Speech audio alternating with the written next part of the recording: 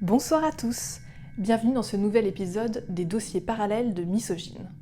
Une série dans laquelle je vous parlerai d'histoires étonnantes, surprenantes ou étranges, mais toujours totalement vraies. Aujourd'hui j'ai décidé de vous raconter une histoire folle, mais je pense que vous n'avez même pas idée à quel point elle est folle. C'est l'histoire de la bête du Gévaudan. Alors j'imagine que certains d'entre vous ont déjà entendu parler de l'histoire de la bête du Gévaudan.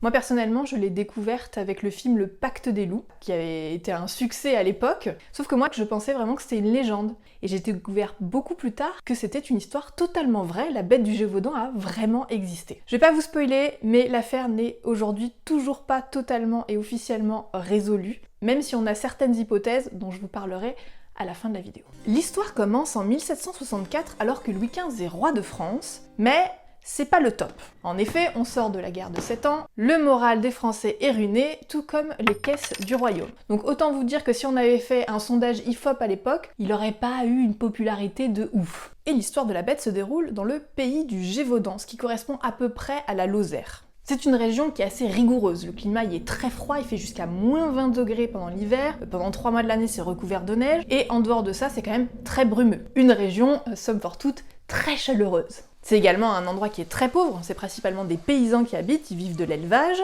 et au niveau paysage, ce sont des champs et des massifs rocailleux très escarpés. Un endroit parfait pour commencer une superbe histoire d'horreur. Oui, parce que vraiment l'histoire est horrible.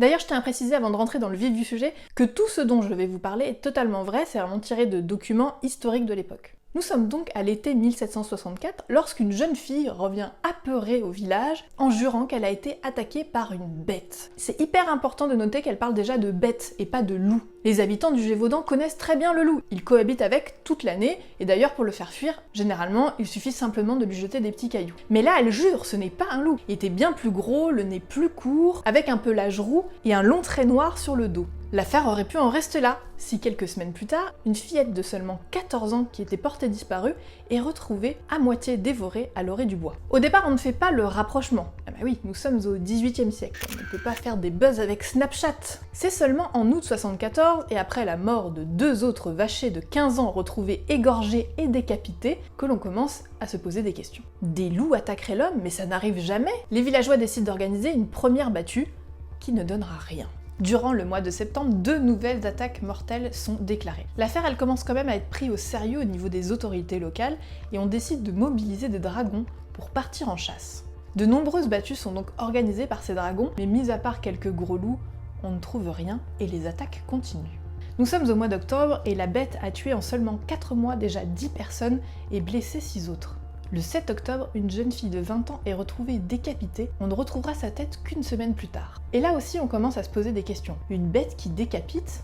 Toujours en octobre, alors que la bête est en train de s'attaquer à un jeune vacher, 3 chasseurs accourent et commencent à la poursuivre. Ils jurent avoir tiré sur elle à 3 reprises, la bête tombant et se relevant systématiquement, comme si les balles ne pouvaient pas l'atteindre. C'est ainsi qu'une psychose commence à monter. La bête serait-elle invincible ? De plus en plus apeurés, les paysans n'osent plus sortir de chez eux, et puisque nous sommes à la veille de l'hiver, on craint une famine. Le capitaine chargé de la chasse aussi est de plus en plus étonné.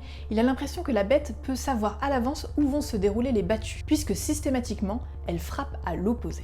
Enfin, l'hiver s'installe doucement dans la nuit, la neige est reine à son tour. Un royaume de... Et le massacre continue. Plusieurs jeunes filles sont retrouvées dévorées, décapitées. Certaines ont été attaquées au sein même du village. La bête semble ne plus avoir peur de rien. Et ces attaques font de plus en plus de bruit jusqu'à être racontées dans la presse locale, voire même nationale. Et c'est là qu'on va commencer à avoir des premières représentations de la bête, tantôt proches de la réalité, tantôt plutôt farfelues. L'ampleur est telle que dans tout le royaume, on crée des poèmes et des chansons sur la bête du Gévaudan. L'église même s'intéresse à ce phénomène et l'évêque de Mende, dans un discours qui fera grand bruit, parlera de la bête comme d'une entité envoyée par le diable pour punir les hommes de leurs péchés. Ce discours émeut la population car il implique que l'église admet le caractère surnaturel de la bête. En décembre, les attaques sont de plus en plus fréquentes. La bête tue même 4 personnes dans une seule et même journée. Les théories les plus folles se déchaînent autour de cette bête. On pense à un loup-garou, un sorcier, un démon ou même le diable en personne. Une autre rumeur aussi commence à monter à propos d'un certain Chastel, un homme à l'allure négligée presque effrayante qui vit seul, isolé, avec des chiens loups.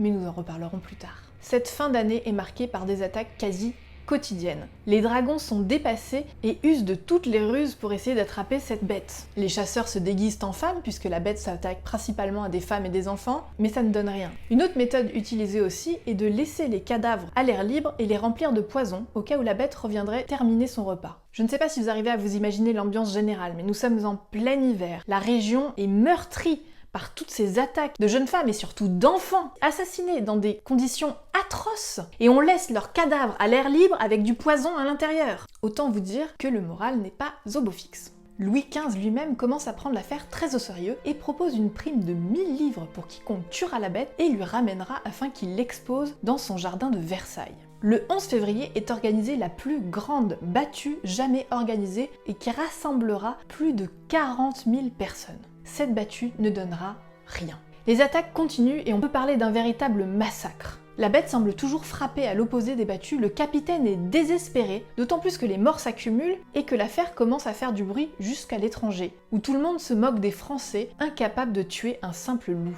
En désespoir de cause est envoyé sur place le plus grand louvetier du royaume, Denneval. Il arrive donc en pays du Gévaudan, plein de certitude et de vanité, persuadé qu'il va régler l'affaire très facilement. Mais il va vite déchanter.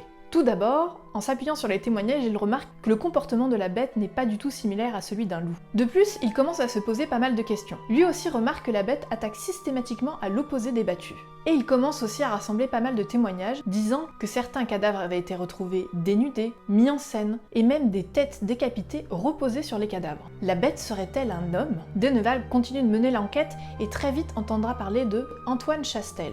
Mais personne ne veut témoigner car tout le monde pense que c'est un sorcier et ils ont très peur de lui.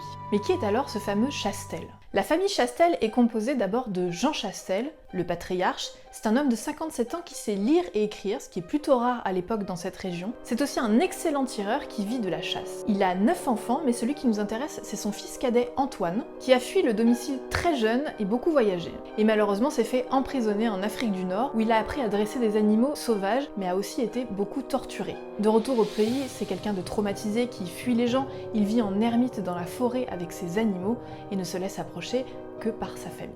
Denneval n'aura pas le temps de creuser plus la question, puisque le 30 mai, et après un bilan déplorable, aucune piste pour la bête, ni même aucun loup tué, le roi Louis XV himself décide d'envoyer son propre garde-chasse en pays du Gévaudan pour régler l'affaire. C'est un événement sans précédent. Le roi qui décide de se séparer d'un de ses proches pour aller aider des paysans, ça ne s'est jamais vu. Il faut dire que la bête porte un triste record, 122 attaques, dont 66 mortelles. C'est donc le 22 juin que François d'Antoine de Beauterre débarque en pays du Gévaudan pour la plus grande joie des habitants qui ont l'impression qu'enfin le roi leur porte de l'importance. Bizarrement, pendant plusieurs semaines, il n'y aura aucune attaque. Denneval, notre louvetier, repart courant juillet et ne cessera jusqu'au bout de clamer que ce n'est pas un loup. Aussi en juillet, les attaques reprennent de plus belle. Monsieur Antoine, comme le surnomment les habitants, ne trouve pas de loup, mais seulement des cadavres d'enfants. Il commence à douter. Le 9 août, lors d'une chasse, il aperçoit enfin la bête, mais ne parvient pas à l'abattre. Le soir, il rentre au château pour faire son compte-rendu lorsqu'il entend des cris de foule. Il descend dans la cour, la bête vient de tuer une jeune femme à seulement 500 mètres du château où il loge. Elle semble le provoquer. Monsieur Antoine est désemparé. Depuis son arrivée, 20 personnes supplémentaires ont été tuées. Comment lui, l'homme du roi, n'a pas réussi à tuer la bête? La pression monte pour lui, mais aussi pour Louis XV. Le 21 septembre, à la surprise générale, Monsieur Antoine organise une battue dans une région où elle n'a jamais été aperçue. Il y abat un grand loup dans lequel on ne retrouvera aucun reste humain alors même que la bête avait attaqué la veille. Mais qu'à cela ne tienne, il déclare avoir tué la bête. Une grande fête est organisée dans tout le royaume, le loup empaillé est exposé à la cour lors d'un grand banquet et la presse l'annonce, la bête est morte. Et en fait, absolument pas. Si les attaques cessent pendant un temps, le 2 décembre, elles recommencent. Et si l'on en croit la description, il n'y a pas de doute, la bête est de retour. Mais pour Versailles, la bête est morte, et Louis XV interdit même à la presse de parler de ces nouvelles attaques. Abandonnés et sans protection, les habitants du Gévaudan sombrent peu à peu dans la terreur, alors que les morts s'accumulent. La bête continue de frapper quasiment tous les jours jusqu'au mois de mai suivant. En effet, le 16 mai marque un tournant dans la vie de la bête. Ce jour-là est tuée une petite fille de 12 ans appelée Marie d'Anty. Mais pourquoi Marie d'Anty est-elle si particulière? Eh bien parce que Marie d'Anty était la protégée de Jean Chastel, le père de la famille Chastel, qui la considérait comme sa petite fille. Sa mort va le dévaster, mais aussi le faire changer complètement. Lui, qui était bourru et plutôt reclus, va maintenant s'investir dans la communauté, se rendre régulièrement à la messe et même participer au pèlerinage organisé en l'honneur des victimes de la bête. Où il fait même venir son fils Antoine. Vous vous rappelez, celui qui vit avec des chiens-loups? Le 18 juin, 2 personnes sont assassinées dans la même journée et c'en est trop pour le marquis du coin qui décide d'organiser à ses frais une battue le soir même. Jean Chastel se porte volontaire. La nuit ne donne rien. Le lendemain, alors que Jean Chastel est en poste, il tombe enfin sur la bête. D'après des témoins de la scène, elle ne l'attaque pas. Elle s'arrête en le voyant, comme si elle le connaissait. Jean Chastel a alors tout le temps de prendre son fusil, la viser et lui tirer une balle dans la tête. La bête s'écroule, elle est morte. Tout simplement. Après ça, il n'y aura plus aucune attaque. Il semblerait donc que Jean Chastel ait bien abattu la bête du Gévaudan. Après 3 ans, 250 attaques, 130 morts et 70 blessés, la bête est enfin morte. Sauf que, officiellement, on ne sait toujours pas quelle était la nature de cette bête, ni comment elle a fait pour tuer autant de personnes. Des enfants, certes, mais aussi des femmes et des hommes. Tout ça sans se faire attraper par les meilleurs chasseurs du royaume. Alors maintenant que vous connaissez un peu plus l'histoire en détail, même si je vous ai épargné beaucoup de passages très glauques, passons aux théories. Première théorie, mais qui n'en est pas vraiment une, la bête tuée par Monsieur Antoine est un canular. Nous avons peu de doutes sur le fait que la bête tuée par Monsieur Antoine est effectivement un canular. Entre la battue qui a lieu dans un endroit improbable où la bête n'a jamais été vue, sans aucune raison apparente puisqu'il n'y a pas d'attaque déclarée à cet endroit, et l'incohérence de l'autopsie, puisqu'on ne retrouve aucun reste humain dans ce loup, on comprend bien que Monsieur Antoine avait peur plutôt pour sa réputation et celle du roi, et il a donc mis en scène la mort de ce gros loup, qui n'est en fait pas du tout la bête, et d'ailleurs le fait que les attaques continuent par la suite viennent confirmer cette théorie. Les autres théories maintenant sont plutôt sur la nature de la bête. Quelle était-elle? Était-ce un homme déguisé? C'est une théorie qui peut apparaître très séduisante puisqu'elle explique pas mal de faits assez troublants, comme par exemple le fait que l'on retrouve des femmes dénudées ou des corps décapités, mais aussi que les attaques aient lieu systématiquement à l'opposé des battues. Mais elle a aussi ses limites, car il y a beaucoup de témoignages de parents dont les enfants ont été emmenés par la bête sous leurs yeux dans la gueule. Or, un homme, aussi musclé qu'il soit, ne peut pas porter un enfant dans sa bouche. Ni semer des chiens ou des chevaux. Il a été raconté à plusieurs reprises que la bête pouvait sauter des murs de 2 mètres, je ne crois pas qu'un humain puisse le faire. Enfin, il existe des centaines de témoignages de la bête et aucun ne pense que c'était un humain. Deuxième théorie sur la nature de la bête, c'est un loup. C'est la théorie qu'on entend le plus souvent revenir sur la bête du Gévaudan. Et oui, parce qu'à l'époque, c'était le prédateur le plus courant, et les attaques de loups étaient rares, mais pouvaient arriver. Sauf que, un loup normal est plutôt craintif, et comme je vous le rappelle, à l'époque, on arrivait à les faire fuir avec des simples projections de cailloux. Les seules attaques de loups provenaient de loups enragés. Or ici, on sait que ça ne pouvait pas être un loup enragé, puisque toutes les personnes qui ont été mordues n'ont ensuite pas développé la rage. Enfin, la description physique ne correspond pas tout à fait, puisqu'on parle de poils roux et d'un trait noir sur le dos, chose que le loup n'a pas du tout. Enfin, les témoins. Comme je vous l'ai expliqué, les habitants du pays du Gévaudan connaissaient le loup et le côtoyaient à longueur d'année, et ils le disent tous, ça n'était pas un loup. Alors, la bête serait-elle un animal préhistorique? Cette théorie un peu farfelue est défendue par le journaliste Pierrick Guiteau dans son livre La Dévoreuse. Selon lui, la bête pourrait être un descendant du Canis dirus, un canidé d'Amérique du Nord rendu célèbre par la série Game of Thrones. En effet, si l'on regarde la description de cet animal, cela peut correspondre. Il ressemblait vaguement à un loup, même s'il ne partageait pas tellement de gènes avec lui, mais était plus gros, avec une mâchoire très puissante et surtout un pelage roux. Seul petit bémol de cette théorie, le Canis dirus a disparu il y a plus de 10 000 ans. Alors, à moins d'une faille temporelle, je pense que cette théorie est très peu probable. Alors, était-elle une hyène? La théorie de la hyène a été énoncée par le célèbre naturaliste de Versailles, Buffon lui-même. En effet, il y avait eu plusieurs cas de hyènes échappées de ménagerie à l'époque. Nouveau bémol sur cette théorie, l'autopsie de la bête. Car oui, il y a eu une autopsie de la bête tuée par Jean Chastel, et dans ce rapport, on va s'intéresser plus particulièrement à la mâchoire de l'animal, qui correspond en tout point à la mâchoire d'un canidé de type loup ou chien, et non pas une hyène. Alors la bête serait un hybride loup-chien. C'est la théorie la plus probable, justement quand on regarde ce rapport d'autopsie.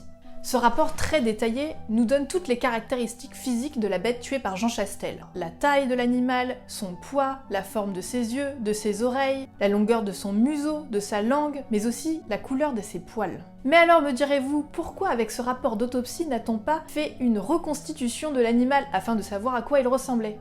Eh bien figurez-vous qu'une personne l'a fait, c'est Jean-Claude Bourré. Il a dépensé pas moins de 150 000 € pour réaliser une reconstitution fidèle de la bête du Gévaudan 250 ans après son autopsie.